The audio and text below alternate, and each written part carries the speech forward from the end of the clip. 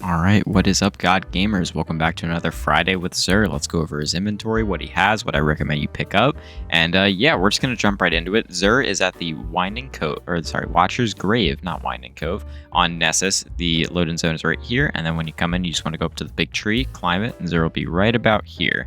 He's got some pretty neat stuff in his inventory today. I haven't looked at the rolls just yet, but before we jump right into what he has, I actually always like to buy this exotic engram and hope we get something good. So we're just going to buy this real quick and pray we get something neat. Doomfang Pauldrons. I'm not really too happy about that, but you know what? It is what it is. Let's go over Zer's inventory for today. He's got Wardcliff Coil, which if you guys don't know, this is a very unique exotic. A lot of people have this, but if you're a new player and you don't, this is actually something that is worth picking up, mainly because it has that Telesto effect. If you don't know what I mean by that, this gun is virtually broken pretty much every couple months, at least once a year. I'd say there's a new Wardcliff Coil glitch, and the gun itself is actually pretty cool. It fires a volley of rockets. It has a whole bunch of cool, ornaments here. And I would definitely recommend the pickup if you're a new or returning player and you do not already have this. Moving on from that, for hunters, we have the Bombardiers. This roll is not very good, and I'm just going to honestly tell you guys, don't buy this. Unless you don't have it and you just want to add it to your collection and you're a hunter, go for it. But this is not something that I recommend to any hunter man or anybody who's willing to pick up hunter or anything like that. These boots kind of suck. I know that might hurt some people's feelings. You know, that some people may love the Bombardiers. I personally do not. I think these are trash. Moving on from that, for Titan, we have Intermanifold Skullfort. Honestly, same thing. This is actually pretty good right now. I'm not going to pick this up. I have a better roll of these. It is a 65 roll, which is nice, but it has a little bit too much mobility. This one's really good for what's called Striker Titan. Kills with arc melee abilities, trigger health regeneration, and restore melee energy. That's actually really, really solid. It does have some pretty cool ornaments there. But I have a better roll of these, so I'm not going to pick these up. But if you don't have a better roll, go pick it up. It has 22 strength, which is not that bad, just a little bit too much mobility for me. Moving on from that, we have the best Warlock PvP exotic, and oh my goodness, that is a really good roll. You got 16 resilience and 20 strength. That is really, really solid, guys. If you are a new player or a returning player that does not have Ophidian aspects, I don't know why the image is not loading. If you guys don't know what this does, it gives you a very quick reload. It makes your your swap speed for weapons very fast, gives you ADS speed, and a little bit of airborne effectiveness for all of your weapons equipped. So that means you don't really have to wear any mods to give you reload or swap speed. If you want to do that, you can, but it's not necessary. These will do it for you, just to make every gun feel really, really solid when you use it in PvP, even in PvE if you really want to. There are far better options in PvE, but for PvP, this is probably arguably the best Warlock exotic. So if you're a Warlock main out there and you do not have a good roll of these, I would highly, highly, highly recommend you guys pick this up. Moving on from that, we have a Chroma Rush with Adrenaline Junkie. Guys, this is a really, really solid gun. I'm actually going to pick this up because I don't have one with Adrenaline Junkie. This is from Season of the Splicer. Really solid roll.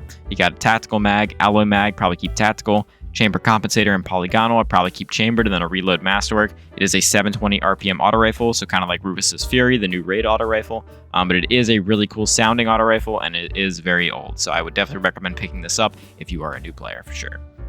Moving on from that, we have Nature of the Beast, Hipfire Dragonfly. I'm going to skip over that. That's not a very good hand cannon, and that's not a very good roll either. Brass Attacks with Surplus Frenzy, kind of the same deal. It's a really old sidearm though. If you don't have this, you want to add it to your collection, go right ahead, although this is not a very good roll. It does have Frenzy, which I always like. You do also have Ricochet Rounds and Arrowhead Break with the Reload Masterwork. Not a terrible roll, but I don't really recommend you pick it up, although if you want it, go for it. Moving on from that, we have a Azerite Whisper. This is actually lead from gold adaptive munitions. This is actually some really rare gear from last year that not a lot of people really have. If you don't have this crafted already, guys, definitely go pick this up. This is actually not that bad of a roll. Lead from gold is actually a really good perk. Adaptive munitions, also very good. You do have Alloy Mag and Appended. I'd probably run Appended. And then you have Tempered Trust Rod, and you have Auxiliary Reserves. Probably run Auxiliary. And then you have a Shield Duration Masterwork. So this is actually a pretty solid roll glaive. Moving off that, we have a Ikelos shotgun with Incandescent and Threat Detector. Holy moly. Guys, this is another one. If you don't have this crafted from last season, you're a new player, returning player, this is actually a solid pickup for sure. You got Smoothbore, which is not a great barrel, to be honest. It kind of increases your projectile spread, which is not what you want. You want a tighter spread on shotguns to give you that one-hit kill potential. So I'd probably run Barrel Shroud. You do have Tac Mag and Light Mag. I'd probably keep Tac Mag because it actually, I believe this does... No, it's not this one. My bad. It's Assault Mag that does it. I was thinking this is the mag that increases your RPM. It does not. So yeah, I would honestly run Light Mag here. Threat Detector, really good. Incandescent, also really good just for slaying out ads. And then you have a Handling Masterwork on top of that. Pretty solid roll shotgun. Moving on from that, we have a Bump in the Night with Chill Clip. Oh my goodness, I don't even have that. I'm picking that up, guys. I don't care what the rest of the perks are. Black Powder, Alloy Casing, probably keep Alloy Casing. Volatile Launch, Confined Launch. I'd probably run Confined, to be honest. Then what's it called? Blast Radius? Yeah, Blast Radius Masterwork with Chill Clip. Oh my goodness, guys. This will kill Unstopped Champions. Or sorry, it'll stun Unstopped Champions. So guys, I highly recommend you pick this up, especially if you didn't get it crafted last year, or if you're a new player. Chill Clip, one of the best perks in the game for PvE because you can stun Unstoppable Champions, and this is a really solid roll. Guys, go pick this thing up. Moving on from that, we have the class-specific swords. I'm on Titan, so I have Crown Splitter with Thresh Counterattack. Meh, I'm not going to pick it up. The better variants of the class-specific swords, the Gold Tusk and stuff like that, those are, what's it called? Those are available at the Helm right now to purchase with the Imperial Engram, so I would never really recommend you pick up just the regular class-specific swords. If you want them, go to the Helm and pick up that Imperial Engram to get them, because you can get those ones crafted. And that's it for the legendary weapons for Xur today. The armor set he has is the old Future War Cult set of armor. From faction rallies back in the day. Is actually a pretty nice looking set if you want to transmog any of this. I am on Titan, so I'll go over the rolls for Titan. A 64 gauntlet, not really good stat distribution if I'm being honest, so I'm going to skip on that. We have a 61 stat chest piece with 12 resilience and 15 discipline. Meh, it's alright. If you want it, go pick it up. Not great though.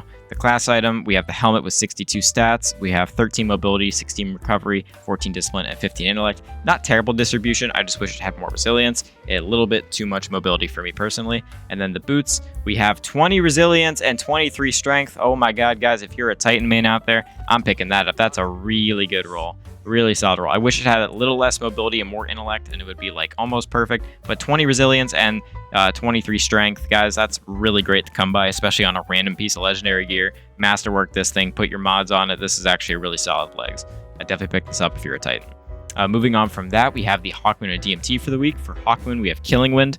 I personally, here, let's go over it real quick first. Fluted Barrel, Alloy, Killing Wind, and Heavy Grip. Yeah, guys, skip this week. He sells better Hawkmans than this. You typically want like Eye of the Storm, Rangefinder, Snapshot, things along those lines. This is not a very good roll. And for DMT, we have Snapshot. Not terrible. Ooh, actually, this is actually really good. Full Bore, Accurize Rounds, Snapshot, and Handlaid Stock. If this were Vorpal, this would be the god roll. This would be the perfect roll. But if you need a good Dead Man's Tale, this is not a bad one at all. Snapshot will just make the weapon feel a little bit better and a little bit more snappy.